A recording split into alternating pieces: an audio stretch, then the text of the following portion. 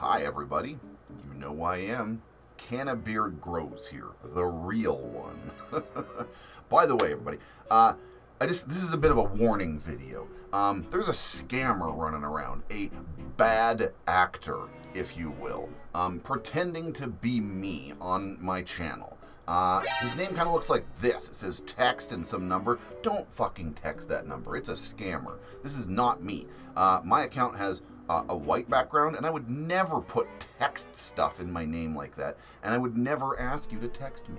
I'll never, ever, ever, in a contest on YouTube, message you and tell you to reply to me via message like that.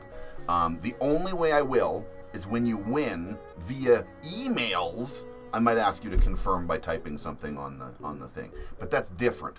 I will never respond to you in chat. It's always a bot. If something is responding to you, telling you to text something, or that you won, bot, scammer, scam. Don't fall for it. Don't text it. Just don't do it, man. Just report it. If you see one of those things that looks blatantly like a scam, where it says text this number, winner, chicken dinner, it's a fucking scam. Report them. Please don't fall for it. Be safe, everybody. Have a good holidays, and I'll see you real soon. Be safe. Cheers.